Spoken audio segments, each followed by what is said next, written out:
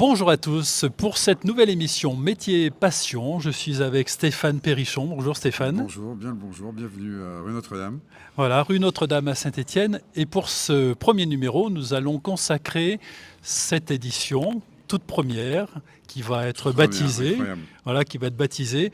Eh bien, on la consacre à la brocante et à l'Antiquité. C'est bien. Alors, on dit brocanteur ou antiquaire? On dit un peu les deux, c'est quelque chose qui est assez flou en termes de définition. termes et de définition. On dit surtout de gens qui travaillent des choses de seconde main, qui conservent une valeur et qui ensuite retournent dans le circuit pour des gens qui aiment ça ou qui les collectionnent ou en tout cas qui sont un peu amoureux des choses bien faites. Alors, qu'est-ce que ça implique? On fait cette émission essentiellement pour nos jeunes téléspectateurs.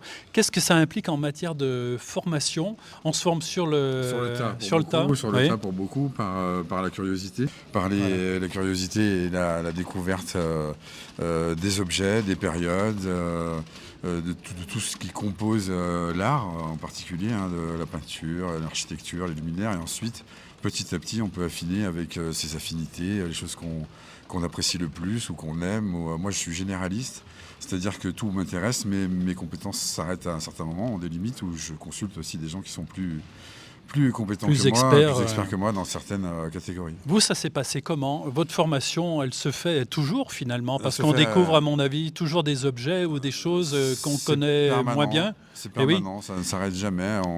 On découvre de nouvelles choses, on s'intéresse aussi à de nouvelles choses. Plus on est confronté aux choses diverses et variées, plus on les connaît. Et l'intérêt est infini dans tous les secteurs possibles, quoi. Il n'y a pas de secteurs qui sont, on va dire, connus à 100%, même pour un expert. D'ailleurs, lui aussi, il découvre sans arrêt de nouvelles choses. Et c'est un peu le but. De découvrir Vous, votre expérience, elle date de Mon combien? expérience, Une alors, les vingtaine magasins, d'années? voilà, une vingtaine d'années. J'étais avant situé un peu plus au nord, on va dire, de la ville, vers l'hôpital de la Charité et la place Villebeuf pendant une quinzaine d'années. Depuis 5 ans maintenant ici, à rue Notre-Dame. Elle s'est faite, c'est ça, sur le tas, et puis par une envie de découvrir, une curiosité. C'est ça la base de la chose. Après, évidemment, si on a une formation historique ou de métier de l'art, c'est évidemment un plus et des bases qui sont plutôt solides. Alors, comme il commence à faire frais, est-ce que vous nous invitez à Allons-y, l'intérieur? allez, c'est parti. Allez. Alors, nous voici à l'intérieur, au chaud. Au chaud, cette fois, ça y est, on est bon dedans. Alors Stéphane, qu'est-ce qui vous passionne dans ce métier de brocanteur antiquaire? Alors ce métier, il est passionnant parce qu'enrichissant tous les jours, en découvrant de nouvelles choses et en s'y intéressant à tous les niveaux, les matières, les périodes, les objets en eux-mêmes. Moi, j'ai des affinités, évidemment, avec certaines choses qui concernent l'histoire, donc c'est quand même très très vaste, l'histoire locale, tout ce qui concerne le travail ici dans la région depuis toujours. Alors, c'est pas forcément des objets qu'on croise très régulièrement, mais ça m'intéresse fortement. Les objets du sport aussi, tout ce qui concerne en particulier, là pour le coup, la Saint-Étienne, et plein d'autres choses. Mais j'ai pas en étant généraliste, j'ai pas vraiment une chose vraiment sur laquelle je suis complètement en arrêt. Tout m'intéresse et toutes les périodes. Les clients, c'est qui? Ce sont des personnes d'un certain âge ou il y a toute génération? Toute génération, tout profil. Des clients qui ont un certain âge et qui connaissent bien cet univers, qui achètent des choses parce que ça leur manque, ça leur rappelle des choses qu'ils n'ont pas, qu'ils auraient voulu avoir. Il y a vraiment tout profil. Et des gens très jeunes qui, eux, ont compris et visualisent que consommer différemment, c'est important.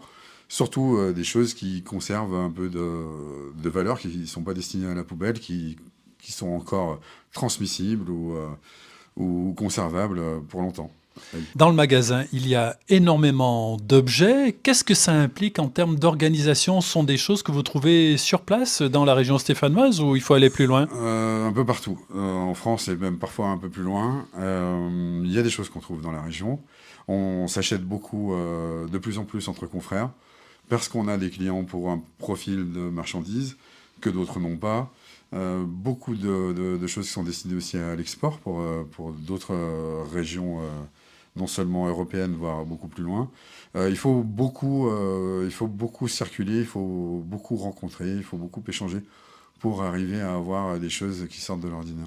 Quelques objets insolites de la boutique, Stéphane. Alors en voilà un que j'aime particulièrement. les objets de bar ou de comptoir pour s'amuser, pour jouer, voire un peu plus parfois. Celui-ci, c'est un distributeur de chewing-gum qui aussi donne le pronostic à jouer pour le tiercé. C'est efficace, ça? Très efficace. Avec une pièce de 20 centimes, ça date des années 50, on la met en route. Par ici. Et ça fonctionne? Là, et ça fonctionne. Ah ouais. Hop là. Alors, quel cheval sera à l'arrivée? Voilà, On va voir ça tout de suite. Le 3, bon, il y arrive 2 fois. Et le 21, si j'ai un 21. Ah voilà. bon, ben voilà, vous savez Il n'y quoi a pas de jouer. chewing-gum, c'est la seule chose qui ne descend pas pour l'instant. Et c'est infaillible. Infaillible, il Bon. paraît, en tout cas. Très bien.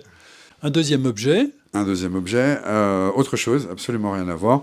Cette lampe, là, avec 3 feux différents, qui Ouais. datent des années 70, avec 2 couleurs. Une couleur de laiton, d'ailleurs c'est le métal en question, et de l'aluminium brossé, que j'aime beaucoup, 3 feux. Ça se fait plus trop comme ça, avec des boulons verts. Enfin voilà, c'est cossu comme marchandise. Ça, pour le coup, ça vient de loin. Ça a été acheté de l'autre côté de la Méditerranée pour venir ici. Juste derrière, on a aussi une plaque publicitaire. J'aime bien les objets de publicité Coca-Cola, qui, elle, est soit Qui anglaise, fait thermomètre. qui fait thermomètre en degrés Fahrenheit. Donc Ah, ça oui, nous indique oui. qu'elle n'est pas française, Eh qu'elle oui. est soit anglaise, soit américaine.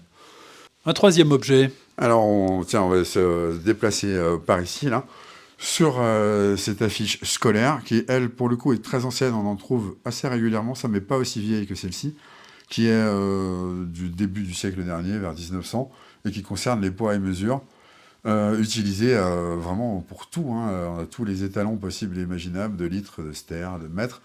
Ça permettait, à l'école, ça, de continuer à apprendre en regardant les murs, quoi. C'était pas mal de pouvoir voyager avec des objets comme ça. Celle-ci est assez rare et en bon état pour l'époque qu'elle traîne avec elle.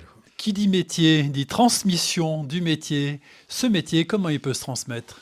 Ce métier, il se transmet par beaucoup, par rencontre, par échange, par rencontre avec des gens qui ont plus d'expérience, qui décident et qui ont envie de le transmettre ou pas, d'ailleurs. Mais c'est la solution, plus s'enrichir de par soi-même. Les outils, aujourd'hui, sont nombreux pour arriver à apprendre des choses, mais très clairement, la transmission... C'est la rencontre. La rencontre, c'est la base de cette transmission. Un métier fascinant, enrichissant tous les jours. Évidemment que j'encourage qui voudrait vraiment se lancer à vraiment prendre le maximum d'informations, développer son savoir pour ensuite pouvoir le communiquer à des clients et à des confrères, quoi. Entre les achats, entre nous, on achète aussi évidemment à des personnes qui viennent soit au magasin, soit chez qui on se déplace, un peu partout. Si c'est particulièrement intéressant, on n'a pas de restrictions Ouais, kilométriques. quelqu'un qui a un objet chez lui, qui l'intrigue, il peut Ils peuvent venir. l'amener, ils peuvent Oui. l'envoyer en photo. Alors en photo, c'est parfait sur mon téléphone, au 06 60 66 69 et 27. Sur les réseaux sociaux, Instagram, Stéphane Objet Trouvé, et les objets trouvés tout court sur Facebook. Les objets trouvés sur Facebook. Et on est rue Notre-Dame. On À est quel rue numéro? Notre-Dame, au 3. Au 3 rue Au 3, Notre-Dame. une rue fascinante d'ailleurs, remplie de gens très agréables. Bah oui, N'est-ce c'est pas? évident. Voilà. Merci Stéphane Avec un grand plaisir. Merci à vous et puis à très vite, à bientôt. de partager la passion de ce métier-là. Ah oui, et puis d'autres portraits à suivre chez vous aussi avec plaisir. Justement, si vous êtes intéressé pour qu'on mette en avant votre métier, qui est peut-être un peu spécifique, vous n'hésitez pas, contact@42tv.fr. À très vite pour un nouveau numéro.